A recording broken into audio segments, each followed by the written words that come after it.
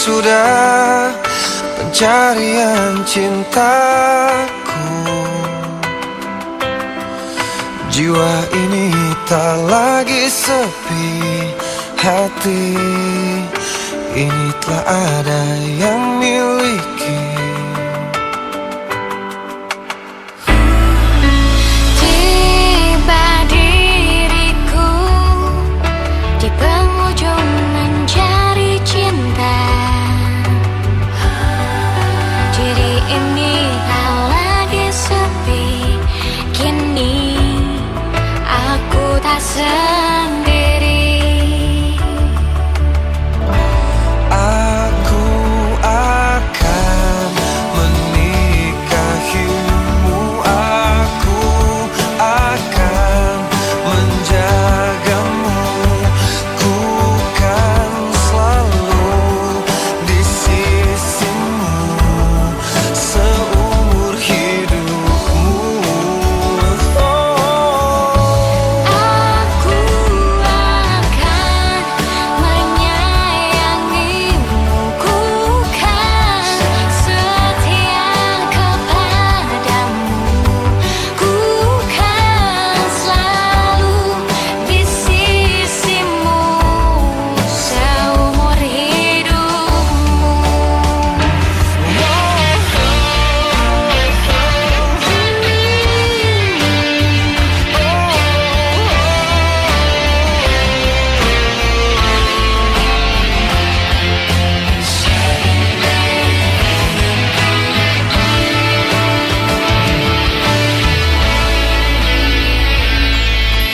Tiba diriku di penghujung mencari cinta. Hati ini tak lagi sepi, kini aku tak sendiri. Aku akan menyayangimu, ku kan setia kepadamu, ku kan selalu di sisimu seumur hidupmu.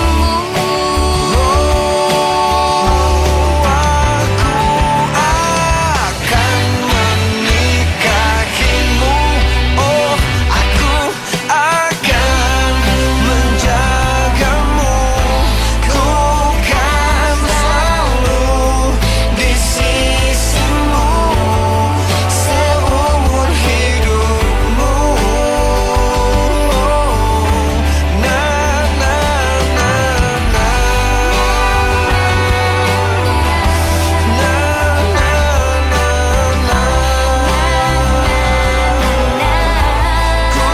kan selalu di sisimu seumur hidupmu. Seumur hidupmu. Seumur hidupmu.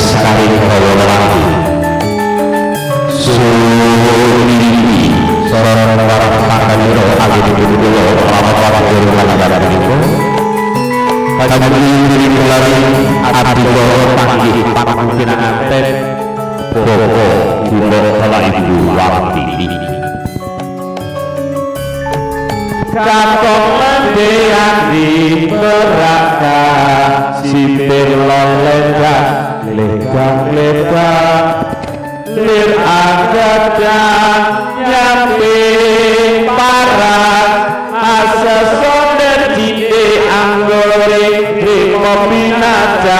jemeng lagu lilis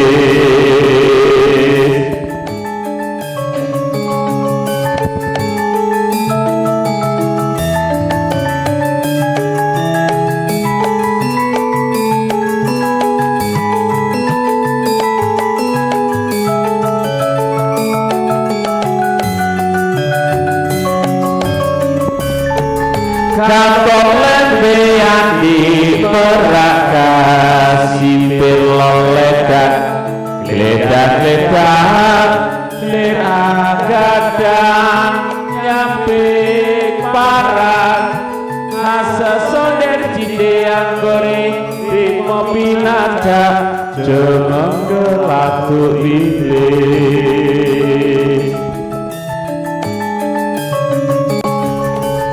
kantong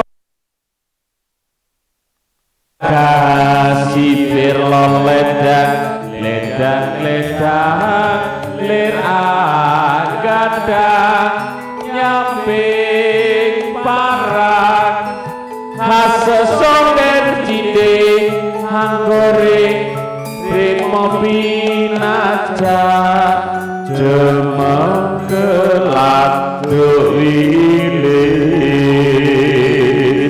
ingkang sekar melati sang-sangan rinuji nyoko sang putri pasemon wingin kalangku matong mamalatku mawe nandang uyuh Satya Citra Wakti Raja Putri Magadha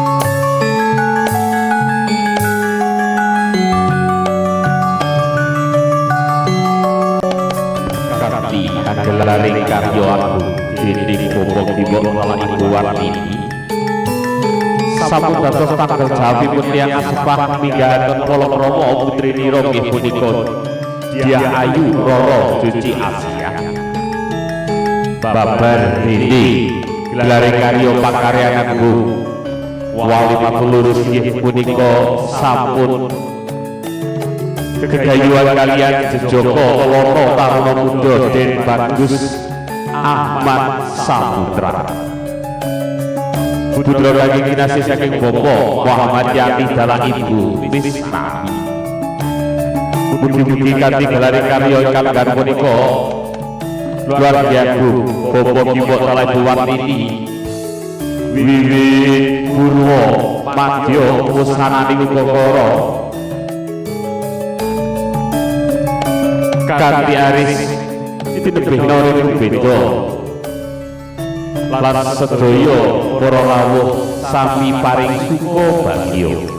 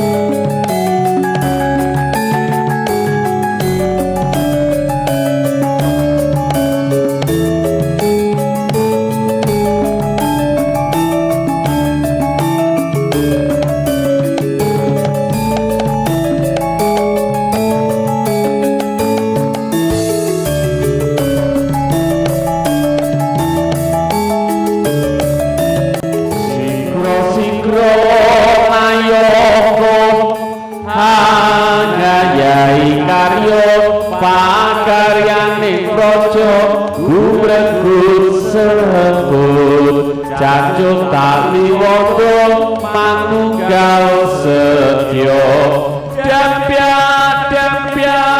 dina masri Suarane gemuruh samya rebut ngarsa gestu padha dawuh sanata sajuru-juru ayahi karya sikro ayoga ngayahi karya pakaryaning praja gundhut sebut janjut taliwondo manunggal setya Dempya dina masri suarane gemuruh samya rebut ngarsa gestu padha dawuh sanata sajuru-juru ngayahi karya Hambuka osike pembalih labriya pambukaning pambiwara panandra ingkang jangan punika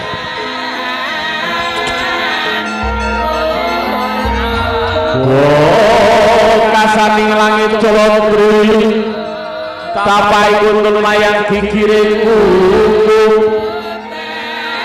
manungsa murli langit kusuma grahing tawa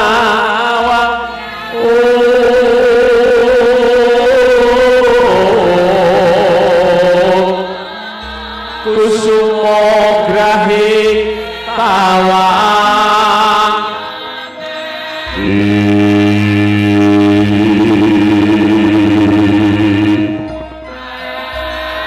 Megari songso nganggo pangayoman sak temah ababar daya katentreman keparengga purwane ngatur kawula ngaturaken sugeng pangayu bagya salam taklim Assalamualaikum warahmatullahi wabarakatuh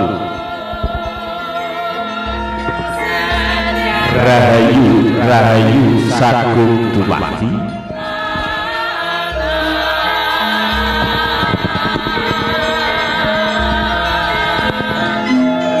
nuwun kula nuwun panjenenganipun para pundhen para sesepuh kini sepuh aji sepuh sarta kasepuhan ingkang langkung mestuti dumateng pepayoning kawulaken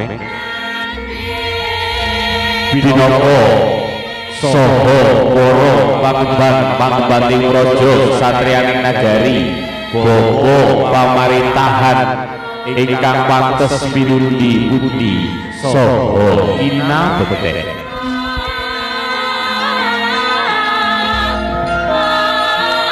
punapa dene panjenenganipun para tamu kakung Sumawala Putri ingkang dahat kalingga murdaning akrami amin pasang aliman tabik mugi tinebehna ing ilang bumi yang tulang sari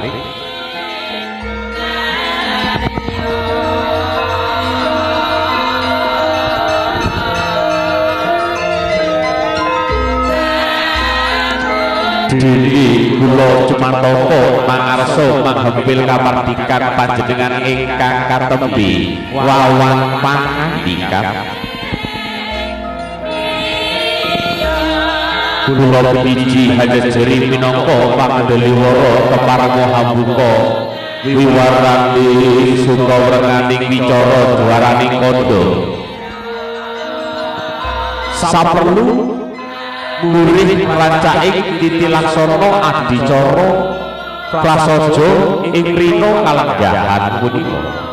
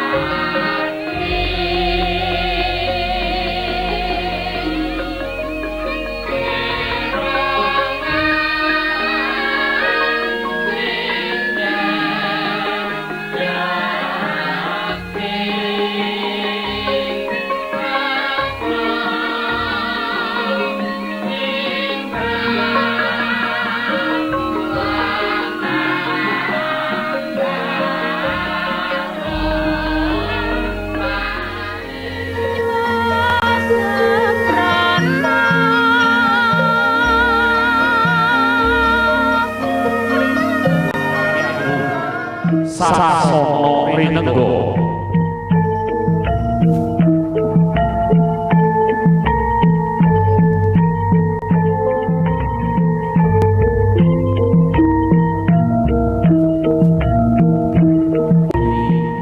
Pinanganten Saribit Pati Darwi inggih punika panggih panembu pinanganten Pagerayu.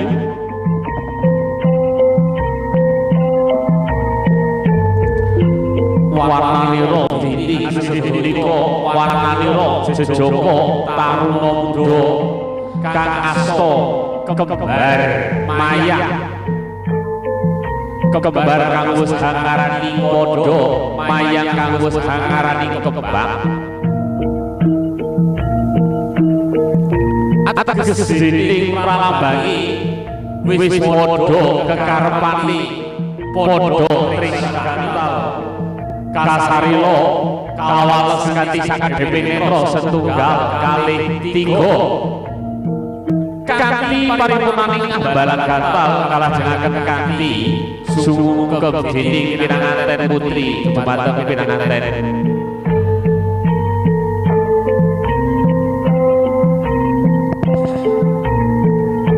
samya garbeng dening para kang wis pinaji dening pinanganten kakung sampun rawuh maji wonten ing sasana gawuhe punika randu padha tinapak padhanira pinanganten kakung wonten sainggile antiga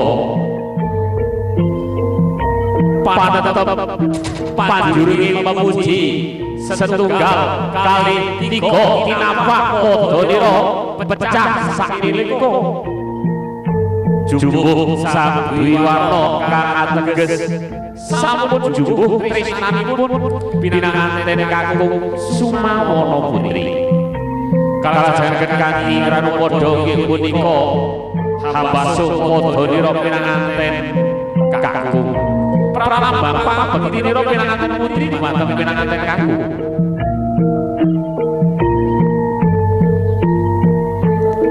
paripurnani gelaring karya inggih punika kranu padha kalajengaken kanthi gelaring karya inggih punika hanjunjung derajat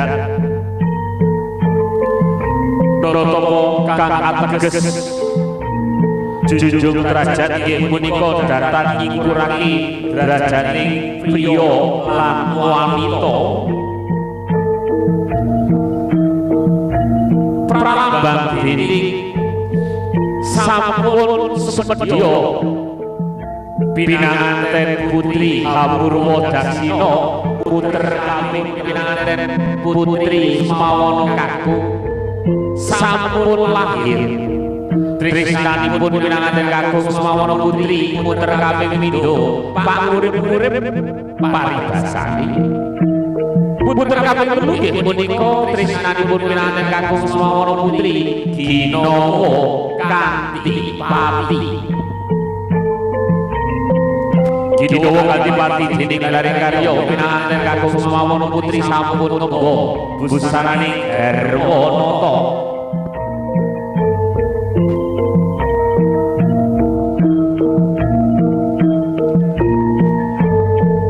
ingkang sampun sumedya dini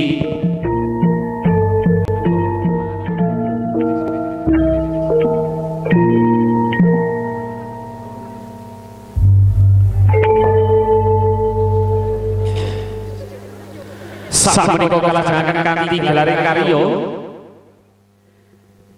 inggih punika singep sindur kang awarni pralambang dening bapa ibu kemban-kemban putra putri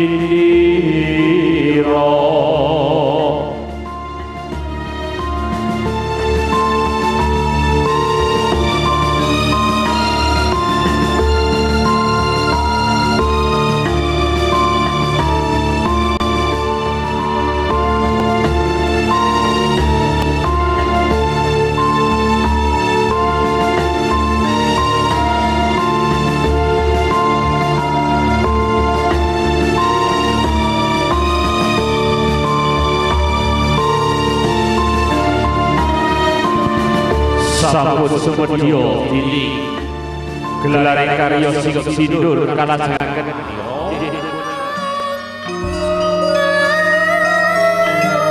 bobot timbang nggih menika pralambangi bapa Gima ngemban putra putri nira sakderengipun lenggah wonten ing dampar Benta. Pak, ya Bu. Pak, iki anake dhewe kanthi lungguh ing dampar Benta sasana rengga kuwadi kang aran Pak. Sadurunge dilungguhno dipangku dike ya Pak. Ya Bu. Nek biyen tak pangku aku sing betah tapi saiki aku mangku wong loro ya ora betah Bu. Mula tak rangkul ngene ae Bu ya. Oh, ya wis Pak ora apa-apa Pak padha wae.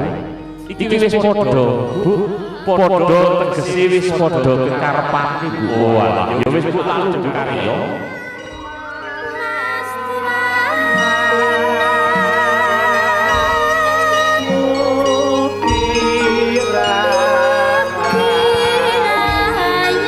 Gelararing tancep karya nggih punika ger anakku putra lawan uci tak lungguna awakmu ing dampar Benta dadi raja prameswari sahari ya ger.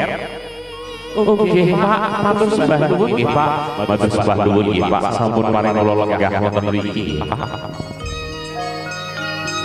Nggih, sakurnya kasuntak kapangku dening pinanganten putri nafkahira ingkang sampun dipun paringaken dening pinanganten kakangku. Kacar kucur nggih kembange kembang melati tresnanipun pinanganten kakung semawana putri dinawa kanthi pati. Alhamdulillah kacar kucur nganti kutah-kutah pralambange dening rejekine pinanganten kakung semawana putri tembe mburi bakal kutah-kutah pinanganten kakung semawana putri dumateng ngarsanipun pepunden Kang Katon. Bu, aku titip ya Bu, iki topo kaya teko Mas Putra Bu, pralambangi Mas Putra wis saguh ngewehi nafkah lahir batin marang aku ya Bu. Ya nak tak tampani ya nak, apa sing wis digawehna saka Mas Putra bojomu ya. Pedungane Ibu aja nganti entek ngenes jundes tapi tak dungakno bareng-bareng ngantuk siwura ya nak. Rezekine turah-turah iso dicelengi kanggo besok mulon munggah kaji nang Mekah Madinah ya nak. Nggih Bu, matur sembah nuwun nggih Bu.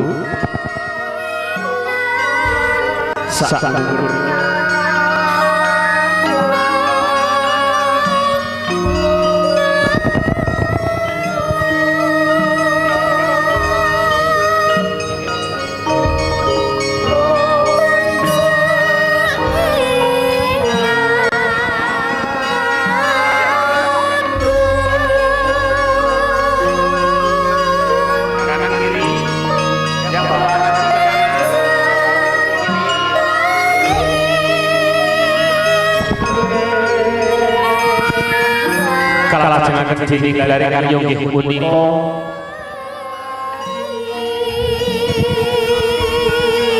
inggih punika dahar kembul.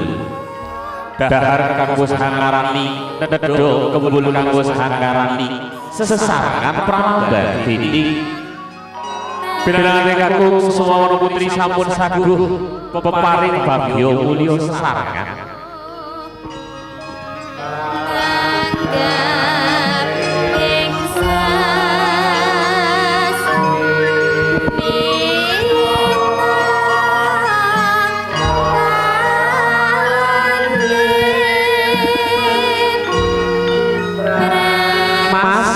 Aku ngerti Mas, sampeyan mau mari abdu nikah karo aku. Dredeg rasane gurung sarapan to Mas. Iki tak wehi maklum ya Mas. Aduh, heeh. Jan seneng aku ditulang uci. Ditulang wong akeh kemanten lawas padha ngiler kepengin ditulang. Giliran mantos aku ya ngono to, Dik. Aku ngerti sliramu ya dredeg ngenteni aku ora teko-teko teko manten. Saiki ya tak dulang ya sliramu ya Yai. Iya Mas, Aku mbok dolang kaya ngene iki aku seneng lho. Aku seneng aku bunga. Nggih.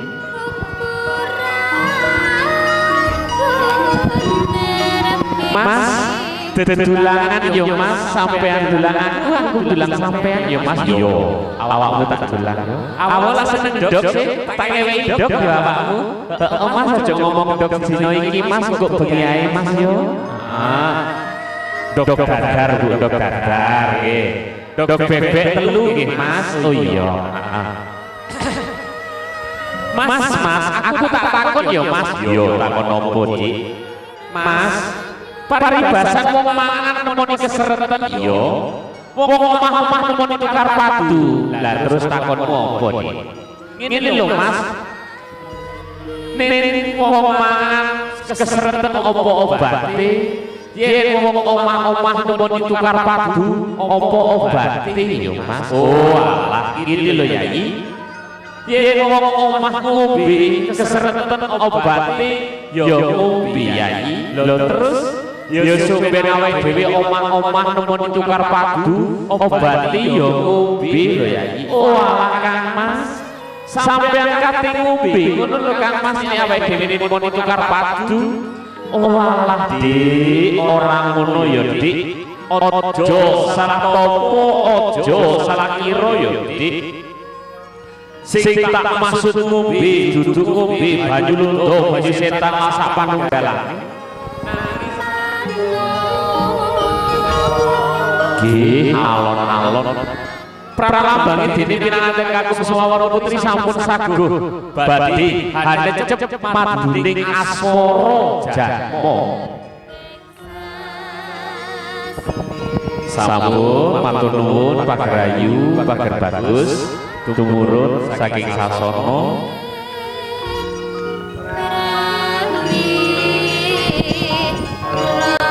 Mas amit ya Mas, pusakane sampean tak lelus, tak cepot, tak dedekno ya Mas. Iya ya ngono tanggung jawabe. Tanggung jawabe wadon ngrumati duweni ramati pusakane wong lanang. Iya, wis tak copot Mas, ayo mlaku ya Mas, mlaku nang bapak ibu ya Mas, njaluk pangestu ya Mas. Iya. Lumat walawala dene pinanganten Kakung Sumawara Putri wonten ing ngarsanipun pepunden kang katon. Hanjenengan nggih punika pinanganten putri dumateng ngarsanipun pinanganten Kakung. Putri panjenengan ingkang riyin panjenengan rumati jenengan momok saniki kula sampun minggah bebrayan agung kalian Mas Putra. Sepunten nggih Bu, aku ki durung bisa nyeneng-nyenengno bunga-bungahno atine sampean tapi sering gawe gatel ati cuwone atine sampean ya Bu. Utamane aku sing durung bisa balekno banyu susu sing tumatas marang jiwa ragaku. Banyu susu sing paling panjenengan paringaken dumateng kula nggih Bu. Ngapunten nggih Bu, boten kula saguh kula wangsulaken nggih Bu. Ya nak, anakku Uci, ibu raja balik banyu susu sing wis tak wenehno marang sliramu nak. Sing tak jaluk terusno banyu susu iki marang anak turunmu besok dadi keluarga sing bener ya nak. Nggih Bu, matur sembah nuwun nggih Bu. Pak Bimo, niki kula Pak Putra Pak. Kula matur nuwun sanget dumateng panjenengan sampun maringaken putrinipun panjenengan dumateng kula nggih Pak. Mugi-mugi kula saguh dadosaken bunga sumringahing omah-omah kula kaliyan Uci nggih Pak. Yo ger anakku Putra. Wis dadi kekarepane wong loro Uci karo sliramu bakal omah-omah nggih. Tak gawekno anakku marang sliramu iki pralambange aku percaya wani marang batinmu ya.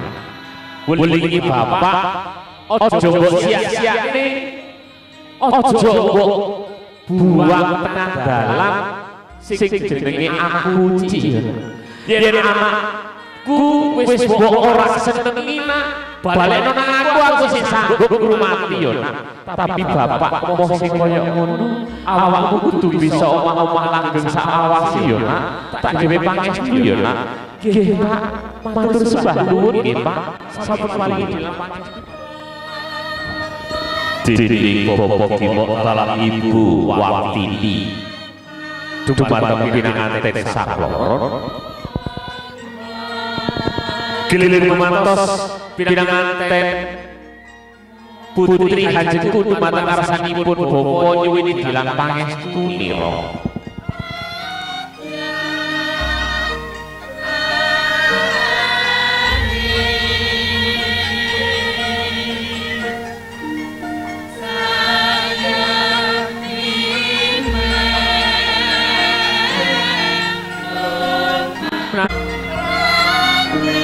Paring idi lan pangestu nggih punika Bobo Simakala nawon dening pinanganten kakung Semawan putri dumateng arsanipun Bobo Bunden kang katon nggih punika Bobo Muhammad Yati dalah Ibu Pisnami hajengku dumateng arsanipun Bobo Bunden kang katon pinanganten kakung ngendikan ngomong sakjroning ati Pak. Iki aku Pak putra Ahmad Saputra tiang jaler ingkang riyin panjenengan omongi tuturi budeni Pak. Samangke kula badhe omah-omah kaliyan Cici Asia Pak. Putrinipun Bobo Kimo Ibu Wartini. Mugi-mugi kula saged iso bangun keluarga kaya sampeyan sing wis bangun keluarga kaya ibu Pak yo. Yo nak putra tak gawe pangestu dadi jejimat para omah-omah yo nak. Yen awakmu jaluk kaya bapak tak omongi nak apa sing apik sing bener saka bapak gendong titit gawa-gawa nak. Tapi sing ora bener sing ora sing ora mokro aja mbok tiru aja mbok pet temen sing jero gua sing adoh yo nak. Wis awakmu kudu bisa dadi imam keluarga sing soleh, bangun keluarga sing sakinah mawaddah warahmah, tak gawe pangestu ya nak. Nggih Pak, matur sembah nuwun nggih Pak. Sampun paringi dalam pangestu dumateng kula nggih Pak.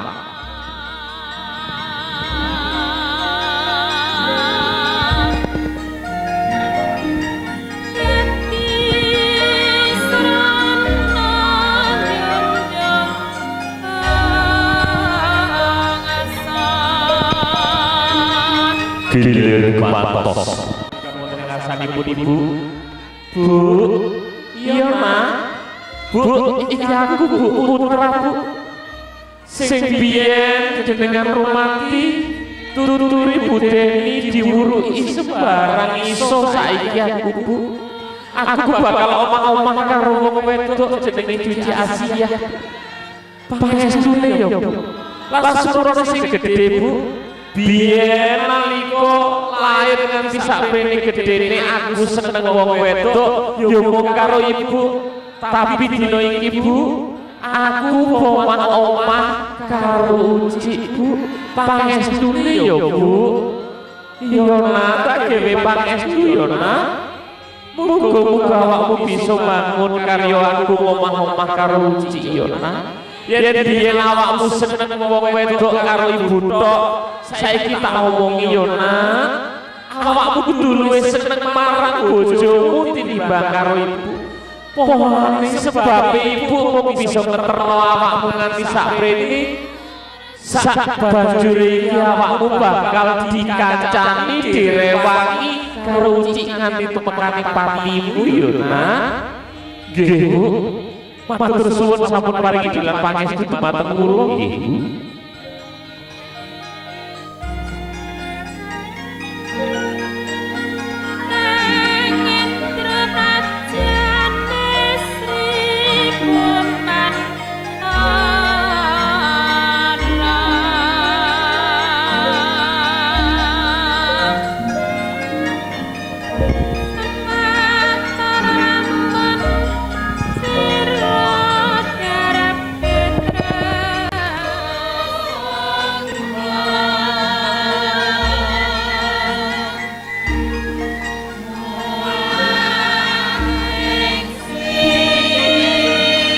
sak paripurnani Kanjeng dumateng ngarsanipun pepundhen kang katon kawangsulaken malih pusaka nira dening pinanganten kakku sakpungkurnya kalajaken sami lenggah wonten ing Dampar Dito. Kalajaken kanthi sugeng warna foto bersama keluarga inti.